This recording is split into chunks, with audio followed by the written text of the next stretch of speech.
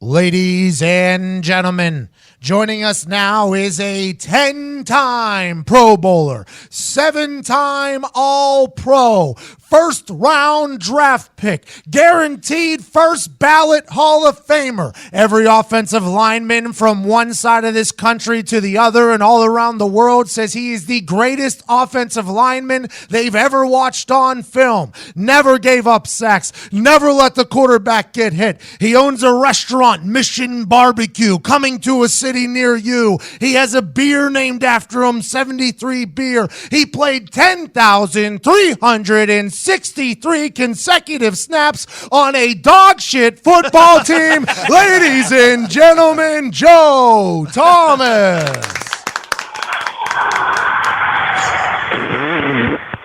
And the crowd goes wild. Wow. What a humbling introduction. I am truly honored to be on this amazing podcast this morning. Joe, I'm going to say this. I have heard the media people talk about you just being this incredible offensive lineman. AQ Shipley's one of my best friends. Literally just got off the phone with him. I was like, hey, is the media bullshitting about Joe Thomas being this good? And he went on a 4-minute rant about how good you are and how incredible you are and how you're the best offensive lineman he's ever seen on film. Do you feel like your career was wasted in Cleveland? Oh, wow. That's a big question now. I feel like my time was definitely not wasted in Cleveland because I ate a lot of really good barbecue at Mission Barbecue Restaurant, and I'm about to drink a lot of really good 73 beer from Great Lakes Brewing. So certainly I feel like it was a raging success. Okay, let's talk about it, though. You do go to Cleveland Browns. Obviously, there's no franchise that wants to lose as much as the Cleveland Browns have lost. Was there ever a time when you were there that it got to you mentally, where you were like, you know what, there's never any happy times really consecutively. You draft every single quarterback under sun. You drafted a 28-year-old at one point to be your quarterback. Is there ever a thought where you're like, man, this is really getting to me emotionally, or were you just the consummate professional? I'm going to do my job as great as I can because the Cleveland Browns extended an incredible opportunity to me? I knew you were a great podcaster, but you're actually a great interviewer because that is a question that I haven't really expounded on too often. And there actually was a breaking moment. And it's not something I've really talked about much, but it was in year 10. It was like the 5th or 6th week of the season. We actually were playing the Patriots.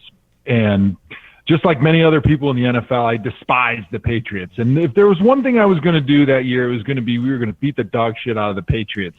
And so we had this great game plan. We worked all week. Emotionally, I was really wrapped up into it. And we went out there, and lo and behold, the Patriots had a better game plan than we did. And they beat the dog shit out of us. And it was just emotionally draining. And I remember driving home with my wife in the car, and I just started crying. And it was something weird because I've never really been super emotional about football. I mean, when you're in high school and you're winning youth football championships, you get all emotionally wrapped up into it because you're raging hormones and a 15-year-old kid. But in the NFL, you're kind of a steady person. That's the hallmark of offensive linemen for the most part, pretty steady. But I just had this uncontrollable sobbing, and I was just so emotionally wrapped up in what was going on. And I just had a really hard time handling it and dealing with what had happened and sort of the direction that season was going. And believe it or not, I actually had to talk to some people within the Browns on the medical side, the shrink, that type of stuff, to try to help me kind of cope with what was going on and the season that we were having and sort of the direction that the team was going down. It was kind of well known that they were sort of tanking for a couple of years to try to get better draft picks, and be in my 10th season. It was a difficult thing to come to grips with, the reality of your situation. And I think I was able to do that after a few weeks and kind of talking through things with some people. But it was really difficult, and it was hard just accepting the fate that you had and understanding that no matter what I do at my position, I'm not going to have much impact on the outcome, much like a punter, right? you could boot the ball 100 yards every time you got the ball, but it really isn't going to affect the outcome of the game that much. And you're still going to lose if you don't have a great quarterback and you don't have a good defense and all these other pieces. And so I think that was the moment in my career where I snapped. I lost it. Did anybody, by the way, very understandable, that in fact that it took you a decade and how many quarterbacks, Diggs? 20 is what I 20 believe. Quarterbacks to get there. That just shows how consummate professional you are, by the way. Just a consummate professional, and I don't think... I appreciate it. Yeah, no problem. Did anybody from the Browns ever apologize to you? Were they ever like, Joe, you're the greatest offensive lineman potentially of all time, and the way this has all gone is not how we saw it. Was there ever that conversation? Yeah, they apologized to me twice a month. It was when my paycheck showed up. It was, I think it was every other Tuesday. It was a good day. That finally felt better. Do you see any hope for the Cleveland? Hard Knocks was electric. Yep. Coach Wiley, by the way, was that your offensive line coach? He was last year, and then we loved him. Everyone loves that guy. It's hard not to. He drives Maserati. He flies planes. His whole body goes with the whole thing. He's an electric human being. After watching Hard Knocks, and this is something that happened with me when I made my decision to retire after I was sick of making money for the people. They end up firing Grigson. Chris Ballard comes in. Chris Ballard has a full conversation with me about how we appreciate the individuality of players. We like that. But by that point, I'd already made up my mind. Whenever you see Todd Haley coming in and Greg Williams, these notable coordinators with Hugh Jackson, who you went on record saying was your favorite head coach, was there ever a thought of, you know what, maybe a couple more years here if it looks like the Cleveland Browns could be turning it around? Truthfully, I would still be playing if my body was willing. I've got bone on bone in my knee. I've got arthritis in my hips, back, and other knee. And I think there's just a point when a man and a professional has to look themselves in the mirror and just understand and come to grips with the fact that you just can't do it anymore. You just can't put yourself through the training that's necessary to be ready and prepared to go out and perform at the certain level that you have to perform at on those Sundays. And I just had reached that point where I knew my body just could not take it anymore. I tore my tricep tendon last fall, and that was sort of the straw that broke the camel's back. I knew that I was kind of hanging on by a thread for those last couple of years, dealing with the knee injections and the draining of the knee every single week, and basically not practicing at all, only showing up on Sundays and playing. And that was sort of the last drops that I had in my body. And I knew when that happened that I just had nothing left, and I couldn't do it. As much as my brain wanted to do it, the body was not willing. How awesome was Toradol, bro? Hey, man, that was great. I tell you what, it sucked later on in your career when they started taking that stuff away from you. It was the best. Joe, I had a question. So there, many times over your career, there were trade That's rumors. what we're doing today. Go ahead. Many times over your career, there was trade rumors about you, especially when it was like you and Alex Mack. You were talking about they thought about you guys tanking and stuff like that. As far as you know, was there ever a time where you were close to being traded, or did you reached out and said, hey, maybe you guys trade me? I kind of want to be on a winning team. Anything like that ever happen? It was actually, believe it or not, the year that the Broncos won the Super Bowl with Peyton Manning. They actually really put a full court press on the Browns to try to trade for me because they'd lost their left tackle earlier on in the season, and they knew that was going to be their chance to make that playoff run. It was right at the end of Peyton's career, and they wanted to be able to protect him for the long haul. And so they put together a pretty good offer of players and picks for the Browns to trade me. But I think what happened was the GM at the time, Ray Farmer for the Browns, he was kind of already a little bit in hot water. And I think he didn't want to be known as the guy that had traded me away, no matter what the bevy of picks was, because I think he kind of knew that it was close to maybe at the end of that season, he was probably going to get let go. And I think he was thinking that, like a doctor, sometimes no move is the safe move. And you don't want to try to go for that open heart surgery if you're definitely not sure it's going to be a winning procedure. Kevin Costner, the best GM the Browns have ever had? I believe he was certainly the most well-known. The NFL season is kicking off this evening. Falcons, Eagles, things like that. I've talked to a lot of players who retire who said they can't enjoy watching football anymore. I am the complete opposite. Now I'm betting on the games. I enjoy being a fan again. Are you the same way? Do you enjoy watching it? When you're watching games, do you find yourself just watching the tackle and seeing what they're doing, or are you enjoying the game? I'm totally like you. I love watching other people work, man. And, it's like when your lawn mowing crew comes over or your landscapers come over. I'm the first guy that grabs a beer from the fridge and pulls the lawn chair out. I want to watch them work all day in the hot sun. And it's just like on Sunday. I love watching those guys go out and work and get tired and sweaty and beat up and sore the way I used to. But now I'm sitting at home enjoying a 73 beer from my couch. You sound like a NASCAR driver with that goddamn 73 beer. Is it an IPA? Is it a light beer? What type of beer do you have over there? It's actually a Kolsch ale. So I'm not sure if you're familiar with that style, but I'm going to have to send you at least a couple six-packs for this opening weekend of football because it's absolutely delicious. It's easy to drink. You can funnel it. You can sip on it. You can put it in a bottle. You can put it in a glass. It doesn't matter how you drink it. It's delicious. You seem like such a man's man, and I mentioned this earlier in the show before you came on. I remember the draft when you were out on a fishing boat. You knew you were going to be a top 5 pick, top 10 pick, and you refused to go to the draft, but ESPN or whoever it was refused to just let you hang out with your family. They put a camera out with you out on the middle of the boat. Is fishing a hobby of yours? What are some hobbies of Joe Thomas? Hey, man, I love getting out and fishing. I've got 3.5 little kids right now, so I don't get as much time to go fishing as I used to, but certainly fishing was like a first love of mine. I always grew up camping with my family, and I picked up hunting when I was in middle school with some of my buddies, and now I'm a passionate hunter. So basically anything outdoors, that's right up my wheelhouse. And working out, I enjoy working out a little bit. Those are kind of my hobbies, podcasting a little on the side with the Tomahawk shows. So I like to dabble. Good show, by the way. Thanks for having me on. Everybody can go download that right now. It was a good show. I want Hawkins on the show as well. He was you guys were very, very talented. I want to let you know that. I appreciate it, man. We have a lot of fun. That whole thing really just kind of started organically from the Browns locker room. We had a couple of old stiffs, me and Hawk, that had a locker next to each other, and we just shoot the breeze every day in the locker room like probably the punters and kickers usually do when we're at practice.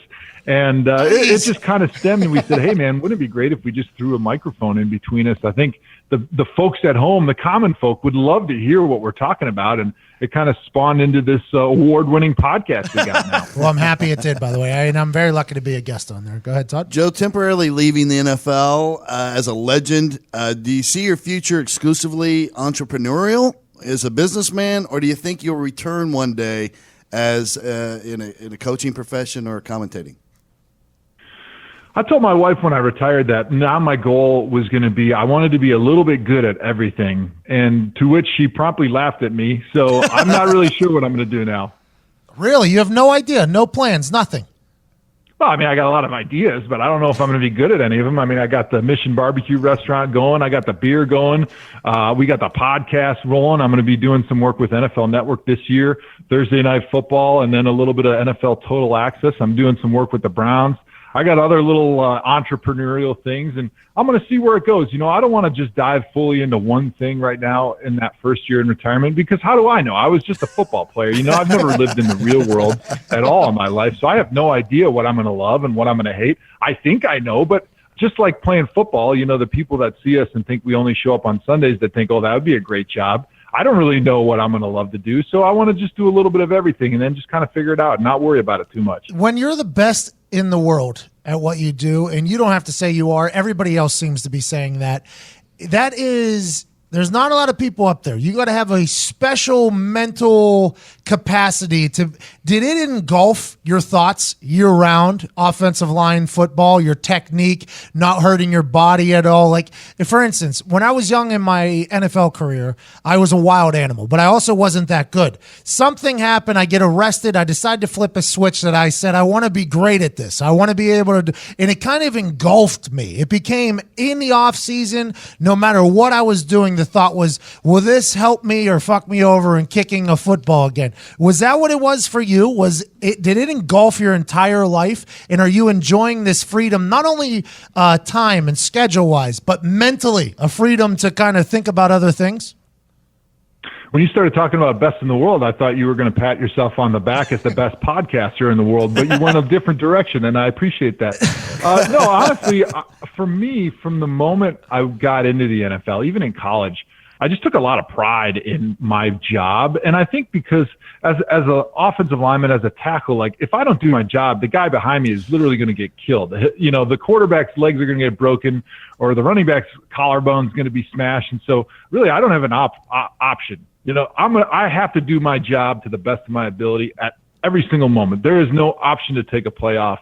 And I think that was kind of how I lived my NFL career, and especially early on. I mean, I thought about it a lot. Obviously, I got away from it with fishing and hunting and some of the things I like to do in the off season with my family. But when it was time to be football, I was all football. I was thinking about it all the time. I was working on my craft. I was studying the film because I could not accept myself to have one mistake in a practice or a game, and I was not going to rest until I was able to be perfect. And I think that early on in my career was what really kind of set the stage for the success I had later on in my career. And then because I don't want to say gotten so good at it, but I was so comfortable with what I had to do from a technique and assignment standpoint that I was really able to enjoy my later years in my career because I didn't have to do so much film study.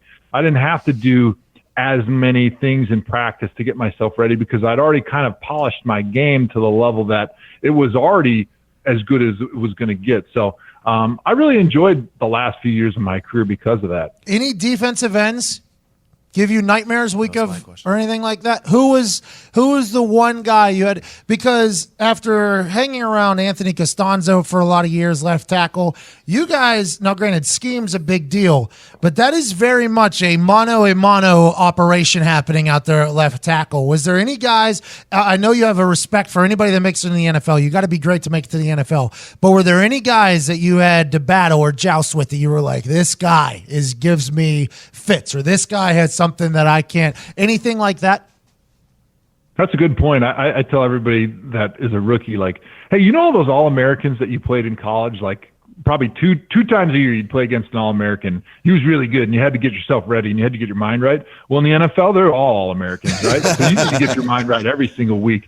But for me, I will tell you, the one guy, especially early on in my career, that gave me fits, that was a nightmare. You know, one of those guys where you don't sleep Friday night, you don't sleep Saturday night before the game because all you can do is think about the matchup, was Dwight Freeney, a guy that was much beloved in Indianapolis, and rightly so. The guy that really mastered the spin move like nobody else had mastered of all time, this spin move inside. He could run you over because he was so strong and powerful, and then he could run around you because he had so much speed. So I would say Dwight Freeney was that first guy that just gave me all sorts of fits in my career. You're not the first tackle that has said that, by the way. Matt Light said it on the show. Yeah, Matt Light said it, and then Sports Science said that spin move was very similar to a figure skater. It was a nightmare. Nick, you got something? Joe, we've all heard the story about you meeting quarterbacks for the first time in the huddle on the day of the game, in the game. I was wondering, are there any guys that came in that you thought were the guy that was going to turn it around for Cleveland? Was there one guy standing out in particular, or a couple guys that you thought, this is it, this is the guy? Well, I think as a competitor, as somebody who was in the Browns uniform, and each year you needed to convince yourself that this was the year you were going to make it happen, because I think to get the most out of yourself, you had to convince yourself optimistically that you were going to go to the Super Bowl, right? Otherwise, what are you working for? So really, every year that we were out there, I had myself pretty much convinced that that was the guy that was going to lead us to the Super Bowl. I mean, going all the way back to my rookie year when we had Derek Anderson and Brady Quinn was our first-round pick. And then from there, we had Jake Delhomme, who we brought in from the Carolina Panthers. And we had Colt McCoy, who came in and did a great job for us, and, you know, on down the line. So I think as an NFL player, you have to get yourself in that mindset that you are going to win and you are going to be Super Bowl champs. There is nobody that can stand in your way. And it's only, you know, now in hindsight where you look back and say, oh, that guy probably wasn't that good. Out of all those quarterbacks, which one gave you the best gift? Oh, that's a good question. Actually, I think Colt McCoy did. He bought us the big green eggs. You know, like not the baby version either, like the XL, like the big honking version where you can go out and, you know, you can grill, you could smoke, you could do whatever you want. That was probably the coolest gift because I'm kind of a foodie. I'm a guy that likes getting out and throwing some meat on the barbecue. So you have a whole closet full of gifts, that basically, right? I wish. You know, unfortunately, we didn't have quite a lot of success, and we didn't have the big, high-paid quarterbacks all that often. So my gifts were few and far between. It wasn't, you know, like I'm sure Peyton was big on buying all his boys gifts. Yeah, not me. I mean, he just flew me around. He just flew me around, had me get drunk and entertain people for a while. That was a good enough gift for me. Hey, Joe, you were talking earlier about pass rushers and Dwight Freeney. How good? I assume you went against him in practice a little bit. Myles Garrett. How good is Myles Garrett? Well, Myles Garrett, he'll be a guy that by the end of his career, I think he's going to put himself in the conversation for Hall of Fame. He is just an incredible athlete. I mean, the way he runs and bends and his power and his mind, he's really got everything you could possibly imagine. He reminds me a lot of a guy named DeMarcus Ware. The way he can get off the ball, the way he can get up under your pads, the way he can just throw somebody down, but then accelerate to the quarterback.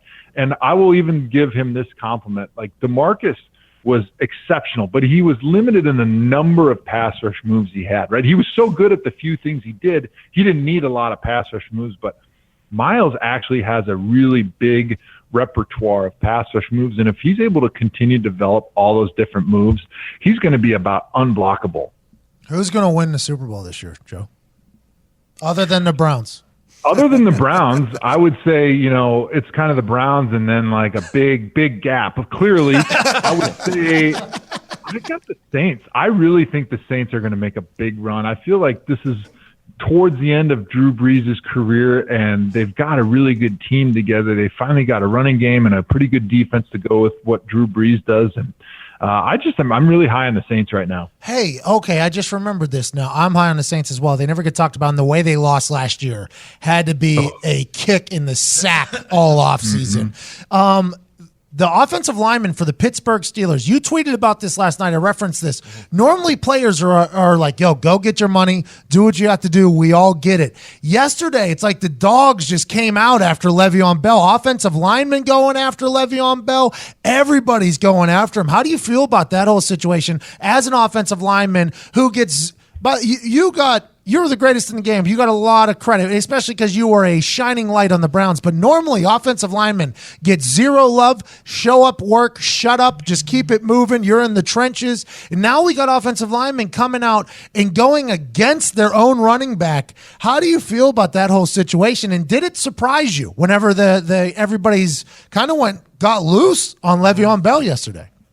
It's getting ugly in Pittsburgh. I mean, the stuff going on between Le'Veon and really all of his teammates, but specifically his offensive line, is getting a little bit nasty. But like I mentioned on Twitter at Joe Thomas 73, is everybody in the NFL from a player standpoint is all players all the time, right? Hey, man, we understand this is a business.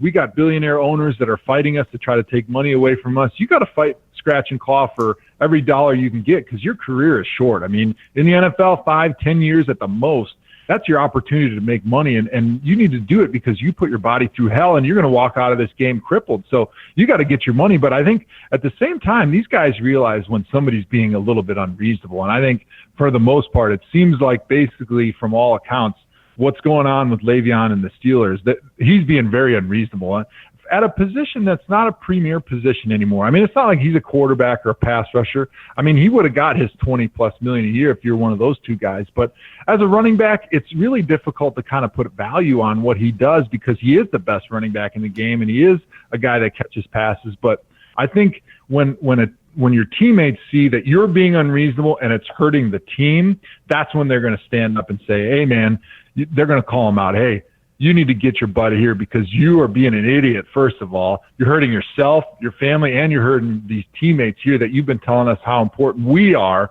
and now you're not putting your money where your mouth is. Hey, Joe.